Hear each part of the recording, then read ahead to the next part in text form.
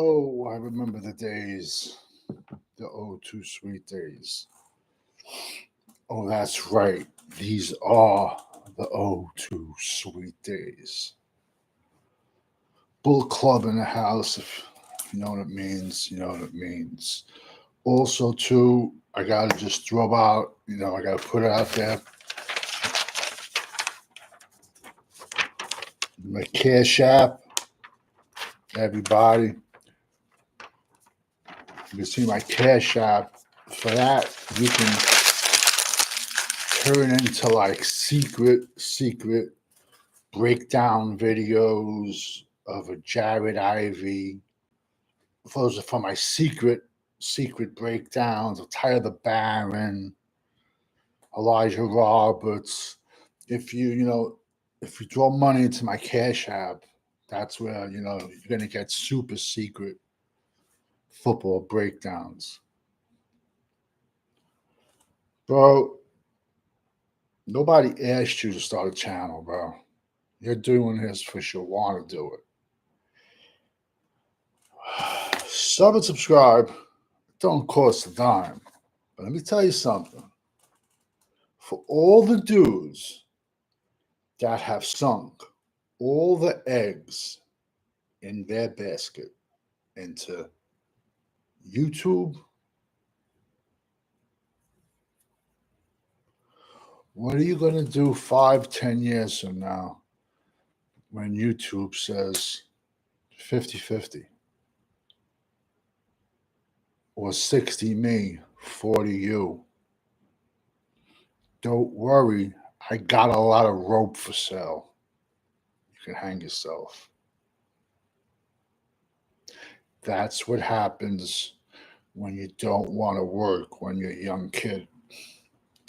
It's great to do shit like this, but you still should have been working when you were 12 years old.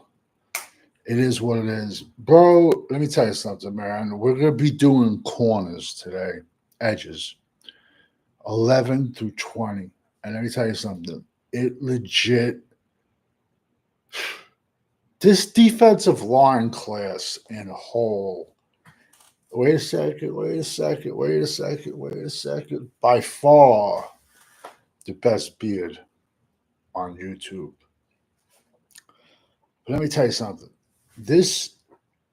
I'm going to put the edges and the defensive tackles as one, because what I may see in a person is different when another coach sees in a person. It's 32 NFL teams. This edge and defensive tackle class, along with the running back class, is probably the deepest I've ever seen. And you're going to see edges, you're going to see ratings vary. I saw one clown yesterday. He put out his top 10. Bro, come on, bro. Helen Keller could do top 10 at this shit for defensive linemen. What are you really giving? You're giving nothing. Nothing. I'm putting out 60. But there was dudes I even took off of this. I had to redo all over again because I'm like, no way this kid can be this low on this class. This class is an amazing class. Listen, you need a quarterback? No. Horrible quarterback class. Wide receiver, it's about 6, 7 tops. After that, it falls off a cliff. Tight end, there's a good 10 tight ends in this class. My rankings at linebacker are going to be good because there's a lot of guys who look at these edges. A lot of guys at linebacker, they're calling them edges, and they're not in my world. So my linebacker class is going to be a little bit stronger than others, but everyone looks at football differently. It's a very deep safety class. I've said this before. Cornerback class, no, it's not. It's not. It's not. It's just not. Running back class, You're looking at 30 to 35 running backs being drafted. Defensive line, if below average offensive line class. How long have I said that? And I'd like to just, I just like to, I wonder because I could care less what Washington is doing, but I wonder if anyone could throw in the chat. What did Washington give up for Lammy Tunsil? Washington picks late, like 28.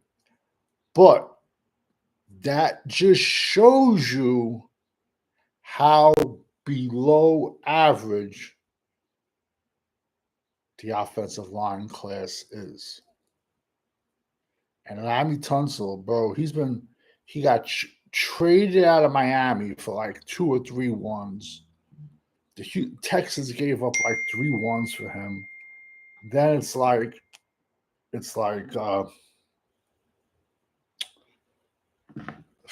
then the Texans traded him to the Redskins. That dude's been traded a hell of a lot for something that really wasn't his fault, but whatever. And so he's the Texans left tackle.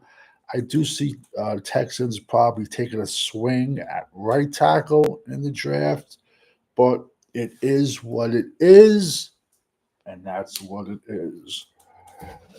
Boom. Like I said, ranking 11 through 20 was legit harder than 1 to 10 because I had dudes. I'm like, no way, I'm leaving them off. They should have been on yesterday's. And it is a crazy deep class. I know some people said they didn't think it was, but for running back, defensive line. And when I say defensive line, I'm saying edges and D tackles and running backs. So, what do you do, people, when a draft is strong at certain positions? You load up on those positions. It's like going grocery shopping. Oh, tuna fish, $9 a can. Oh, filet mignon's on sale for 99 cents. Let's buy 50 pounds of filet mignon. Why would you buy the tuna? It's all marked up from 99 cents. At number 11. Well, I'm not as high on this kid as a lot of people are. Nick Scoriton, edge, Texas A&M. 6'3", 270. 28 tackles, 5 sacks. He did have 2 good years, 2023, 2024. And the problem I just see here, and it's not a problem, it's just that he's played edge majority of his life, and he's played some 3-tech. At the next level, I see a coach throwing him inside. I do. And this goes for a lot of guys. I see coaches doing this at the next level. But for this rankings, they're edges with the possibility of going to defensive tackles. Because I got my 10 D tackles already ranked, but then doing the 20 at that, it's going to be legit, like ridiculously hard. Next is Kyle Kennard, South Carolina. 6'5", 260. That's a big ass edge.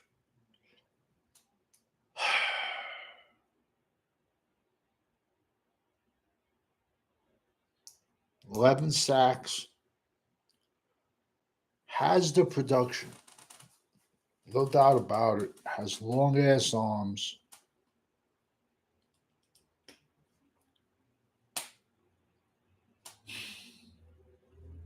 As you get older, you naturally get bigger. It is what it is. I can see him getting thrown inside. Or, if he can do what he's doing, still get to the quarterback and stop the run because he has the size and strength to do both, God bless him, bro. But I can't even believe I'm talking about this kid at 12, my 12th rankings. It's like easily, easily, easily 2 to 3. I'm going to say even probably 4 of the kids I'm giving you today, I could have gave you yesterday. That's how tight it is. Next kid, I'm not as high on him as everyone else is, but he has decent productivity, but I'm falling under what I tell everyone else not to do. I tell everyone else to scout the player, not the helmet. This kid is Bradley Swinson, LSU. 6'4". Get my beautiful face up here. I'm joking. I'm not beautiful. I joke around a lot, bro. 6'4", 260. Decent size. 31 tackles, 9 sacks, 2 forced fumbles. Very active. It's just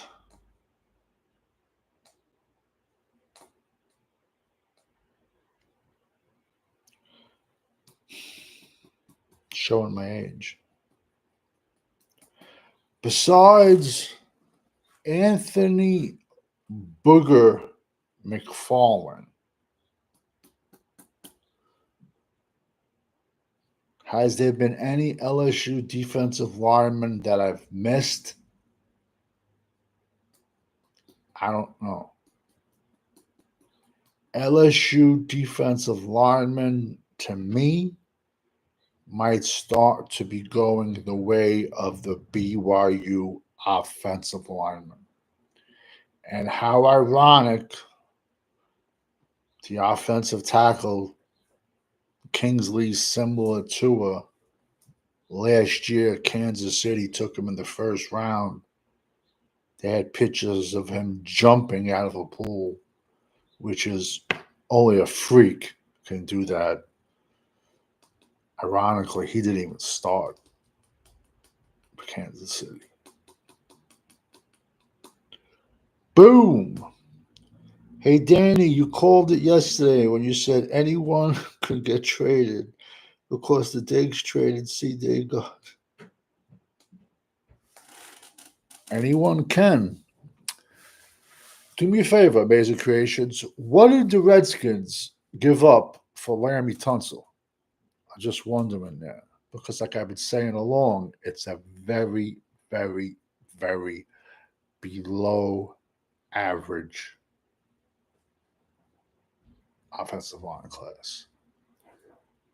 Bro, if I was a team that needed a guard, I'd be on the phone right now to Mekhi Becton. He's a free agent from the Eagles.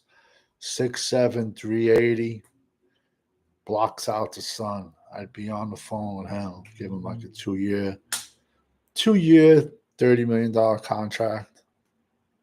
Nothing more, and hope he can stay healthy. I believe he started 14 games. He missed a couple with a concussion. That's just him needing some time off.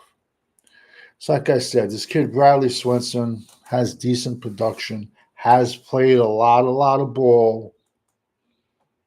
It's just me, and eh. Next kid, I can't even believe I got him on my second round of rankings. I truly can't. Jared Ivey, defensive end, Old Miss. This dude looks like he's a Greek god, bro. 6'6", 275. 18 career sacks.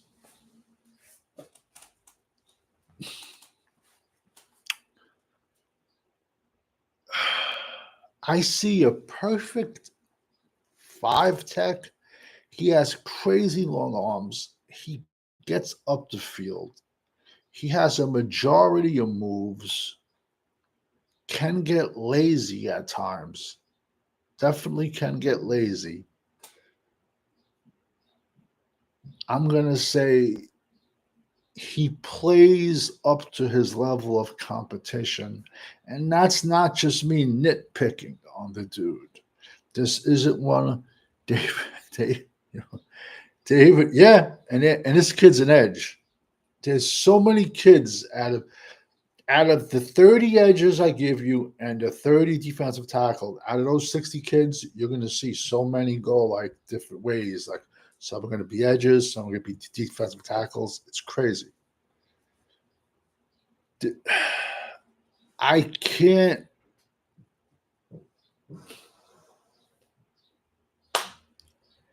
It's possible, bro. We have bigger edges than this, man. It is what it is. But think about it. The NFL is a copycat league.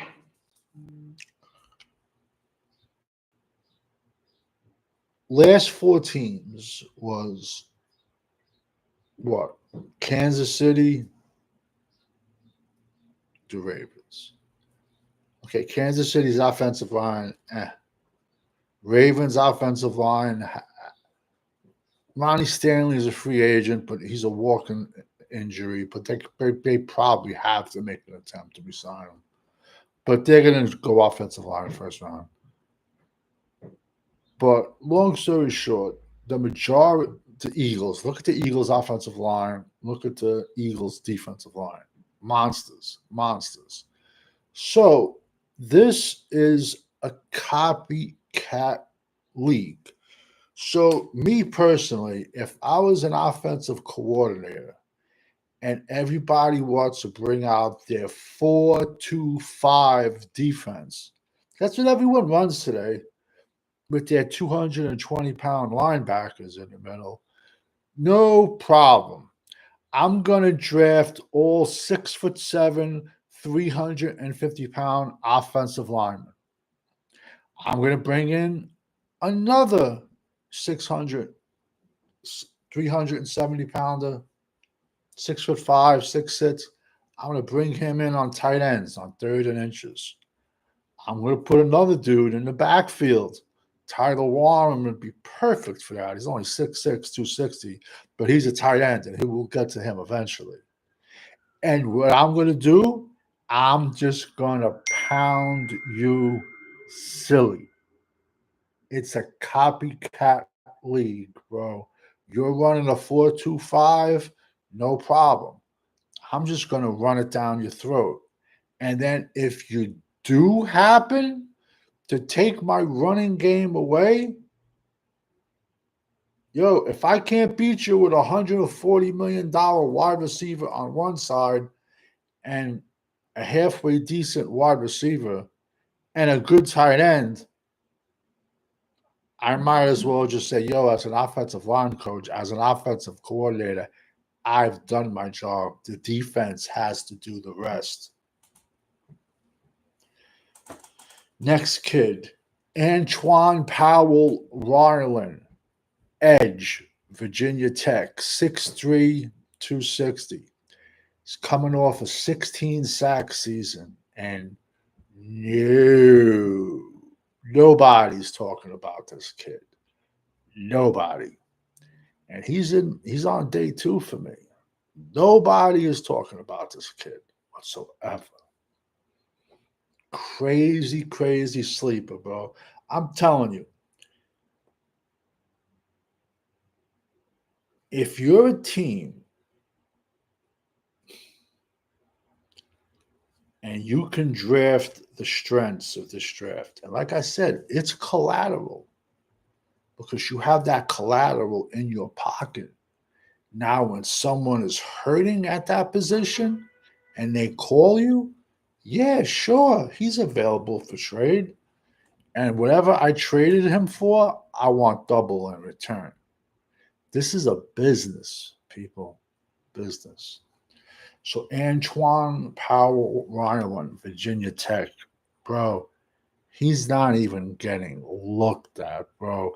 I have not seen one. I have not seen one draft guy bring him up. Not one. And I get it. He's on the shorter side, but he has a non-stop motor. He can put his hand to the ground, and he's a pit bull. Next is a kid. I had to put him up. I feel like I'm doing this kid a disservice by him being on page 2 for me. I truly am. Elijah Roberts, SMU, defensive end. Defensive end, 6'4", 285. He had 6'4", 285, defensive end. He had 8.5 sacks last year. The only reason he is on my page 2, my rankings, day 2, in my opinion, I see him getting thrown inside to 3 tech. I truly do. But like I said, I can't get into the minds of 32 different defensive line coaches. What's the matter? What's the matter? What's the matter? I tried to have that come at you. What's the matter? What's the matter? I think you ought to be on TV again. What's the matter? Oh. Man's best friend. They say if you feed a hungry dog, he'll never bite you. A human, not so much. I have more faith in dogs than I do in people. So like I said, man, Elijah Roberts, SMU, he easily could have been ranked 1 through 10, legit. Any other year, he's a top 10 player, man. But I think he's going to get thrown inside, man. Next kid, Tyler Barron. The U. Kid's played a lot of ball. 6'5", 260. Has the size, has the length, has all the traits NFL scouts like.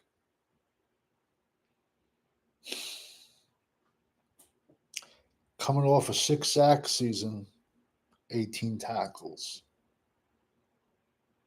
Not me. I just feel he's going to get overdrafted for his traits. Not me. Like I said, the underwear Olympics, stuff like that, the combine, that don't do shit for me.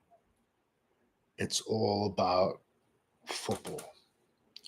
Next kid is a kid that no one's talking about either, and he's a dog, bro. And I say that in a good way. Ashton Gillette, Louisville. A little bit on the shorter side. But not really. How many times this year did I say there's about 5 to 7 prototypical 4-3 edges that are like 6'5", 6'6", 6'7", and then it falls off a cliff? If you watch my videos, I've said that 1,000 times about this edge class. He just particularly is one of them. He's 6'3", 270. 11 sack season. Is a bulldog versus the run. I can easily see a coach. Listen, bro. 270 to 300. Bro, it's not that hard as it looks. Listen, these guys are all the 1% of the 1%ers, bro. They have the best genetics, the best skills, the best everything. If you're one, if you practice your limp and eat and lift and get paid for that. Nice world we live in, huh? Like I said, I see him getting. I can see him getting thrown inside. That's me. And let me tell you something, man. Day two, so much harder. So much harder. This is another kid I'm not crazy about. Other people are. The lazy scouts are going to blow this kid up. The lazy scouts are going to be like, oh, this kid is the next Bruce Smith. For the people who don't know who Bruce Smith is, no, he is not a linebacker. He's a defensive end that played like 19 years in the NFL, and he holds the NFL sack record. He played for the Buffalo Bills. They went to 4 straight Super Bowls and lost. But I guess if you go by, since he has the most sacks in the NFL, he is the best defensive lineman ever. Since people like to go by stats and not watch football themselves. Yet it's ironic. People will say he's the best defensive lineman ever, but yet when the Cowboys played Buffalo twice in the Super Bowl, they left Mark Tuinei on an island with Bruce Smith. No tight end to help, no fullback to help, and Tuinei beat his ass down. They had to fucking take him off the field. Like, second game, he was done, crippled. So I don't go by stats.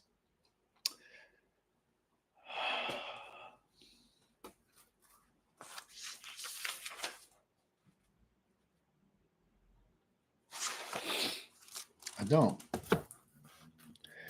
But people are going to blow up this kid just strictly on his size.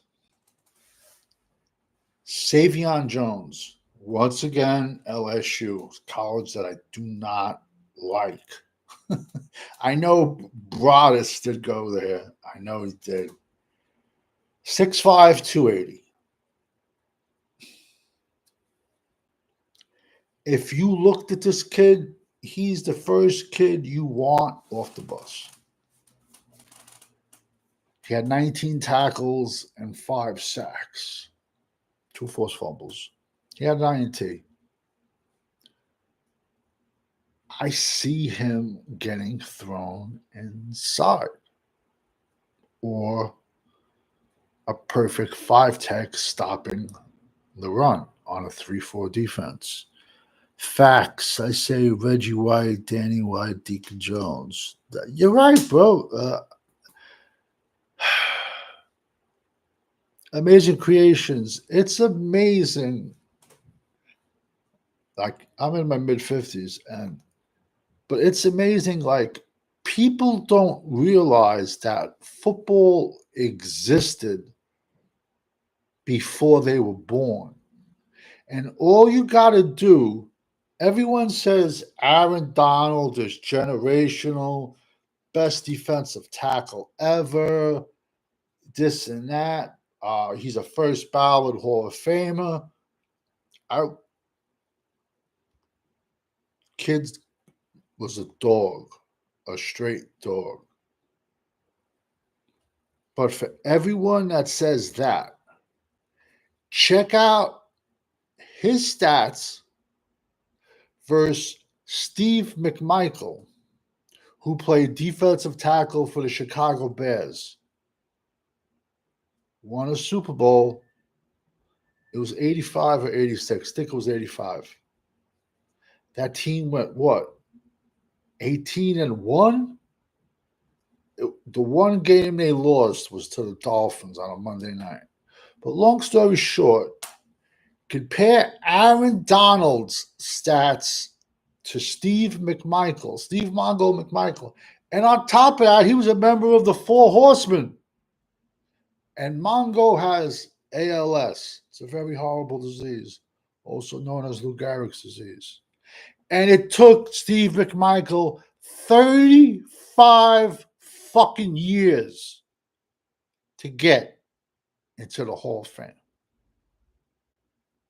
But yet, we're going to throw Aaron Donald in his first shot. Is he a first ballot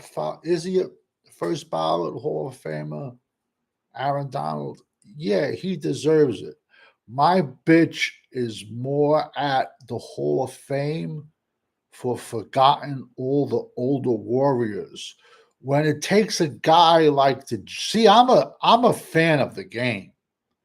When it takes a guy like Joe Klecko from the New York Jets, who was all pro, 3 different positions, all pro on the defensive line. When it takes a guy like him 35 years to get into the Hall of Fame, something is seriously wrong. When Sean Taylor from the Washington Redskins, from the U, when he's not in the Hall of Fame, we got a serious problem. It ain't his fault he got murdered, but he was out there covering Randy Moss, bashing everyone else, bashing Moss. He legit doesn't get killed. He doesn't get murdered. Sean Taylor's in conversation with Ronnie Lott as the best safety that ever played. And please don't bring me the Troy Polamalu fans. All the Pittsburgh Steelers fans come out. I don't want to hear it. Do not want to hear it, bro. Sorry, man. But these kids, Savion Jones, got a lazy scouter is going to like throw him in his top 5, top 10. I see him going directly inside or perfect 5 tech for, let's say, that Pittsburgh, the Ravens. They seem to like the LSU kids. Next is a kid. Baron Sorrell, Texas. 6'4", 260. He's coming off a 16 tackle, 6 sack year. He has 16 sacks in his 3 years, and he has 3 solid years of production. If this year's class wasn't so deep, he'd be a lot higher. I even have other Texas dudes that just decided to stay. I'm like, yo, where are my Texas guys at? Fuck. They're staying in. It sucks when you scouted somebody. Like I said, you want to screw with all the call-in shows? Ask them who they like. Not April's draft. Ask them who they like for 2026 draft. And watch them go, wait, hold up. Because some people just magically, like mushrooms, sprout out of the ground and become draft guys come March and April. That's not how this world works, man. Way too many people, way too many transfers. I'm going to feel horrible leaving people off this list. That's why I said at the beginning of the season, I might throw, this is the DNs. Defensive tackles, I might even throw 35 at you. I might even throw 35 running backs at you. So I'm going to give you what I think the strengths are. And, the weaknesses are the weaknesses. But the smart teams are going to stockpile the strengths. Just like I've been saying how long it's a below. Boom, Charlene. Thank you for jumping in the chat. Just like I've been saying, It's a below average offensive line class. How ironic. The Redskins go out yesterday and they trade for left tackle Lammy Tunsil.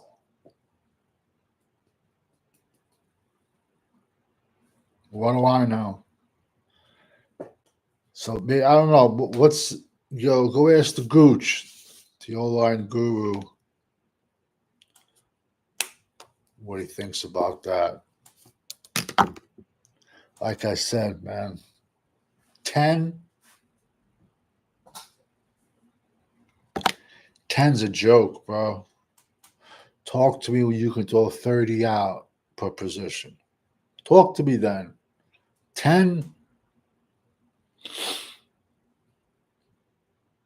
joke, man. I'm joking. It's joking when you can throw out 10 people. Anyone can. Throw out 30 guys. We'll talk. Talk to me about next year's guys. Now. Also, it seems like there's an article going around about dudes that have tanked themselves at the combine. Now, do I believe it? Absolutely true. Like I said, don't hate me for it. But, well, see, there's two things. Number one, we have a first round pick, first overall pick in Abdul Carter. And he has a broken foot. Time's going by. People are telling him, you got to operate, put a screw in it. Other people are saying, no, it's going to heal on its own. So now, what do you do? Now, you take him number one overall, and then he decides, he pulls a Tank Lawrence, and then he decides in June, when it's not healing, June, July, yeah, I'm going for this operation. Just saying. Also, let's say if your son was a quarterback. I'm just throwing hypotheticals at you. You saw it with the Micah Parsons draft. I forgot the two DBs that went before Dallas picked. I forgot which one it was. I think when he went to Denver, bro, his dad got so fucking pissed. Excuse my language. His dad was so pissed. You can just read people. Well, at least I can. You can read his body language, his face. He wanted his son to go to Dallas. But if you are out there right now and your just son happens to be a quarterback, would you rather your son play for the Tennessee Titans? Would you rather your son play for the Cleveland Browns? Would you rather your son play for the Dallas Cowboys? And I'm going to leave it at that. Because as Carlito Brigante said, when you can't see the angles, it's time to get out of the game. Also, you got to rock with the Frisco Report. Usually Wednesday or Thursday, he comes on, him and Joe Rod. The Cowboys Corner, he's usually on Saturdays. We got fifth quarter Cowboys Mondays and Fridays or Saturdays, one of the others. Got Cowboys Champ is dropping, We got Cowboys Fiend. He likes to send texts at 6 a.m. in the morning because he loves Trey Lance so much. So if you're a big Trey Lance fan, please subscribe to his channel, and you guys can talk Trey Lance all day long. Great guy, but at 5:45, I'm trying not to think about Trey Lance. I'm trying to sleep, period. But I'm watching tape all night long. But at that point, I'm trying to go to bed. Then we got Ishan, Hollywood's newest up-and-coming producer. I think he's out of the country filming. We got 1980s Cowboys. He's old school. He knows his shit. There's a big difference, and he said it, not me. There's a big difference of people that watch football and know football. As crazy as it sounds, when I was in high school and we would,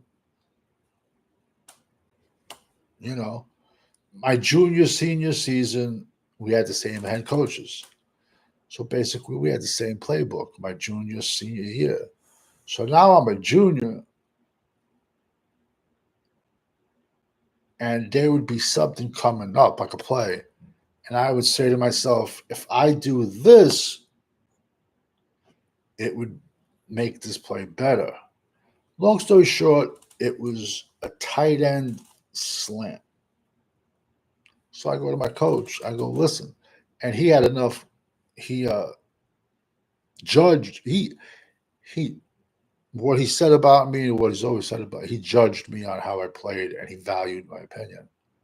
But I said to him, so we're going to run a slant with the quarterback, right? With the tight end right off the bat. I go, well, why am I going to block my guy? That interferes with the quarterback and the tight end. So I'm like, I'm just going to fucking excuse my language, I'm just going to fucking take his knees out on that play. I'm going to chop his ass. So now the quarterback in the end has, and he's like, that's a great idea. Then he said to the right tackle, and we would call it on the other side, he'd tell him, do the same thing. And when it came to me, he didn't have to tell me. I knew. He even gave me and the left guard freedom to crisscross block. If you have guys, that's why I tell people, bro, young offensive line, it takes a couple of years. It takes 2-3 years for a young offensive line to gel, because you only not have to know. Half the time, you don't even know what you're doing. But you also got to know what every single one else is doing. That's it. I apologize. This ran a little longer. Tomorrow later on, we'll be dropping another video on a sleeper. And tomorrow I'll be coming out with my last list of 21 to 30 edges. Then we're going to come right back, boom, with the defensive tackles. And it's going to be a long, long list. But if you need D linemen, you need running backs, and you need a tight end, this is the draft for it. Because we all know when we're rocking with the GWO, it's for life. Over and out, everybody. Thank you for jumping in the chat.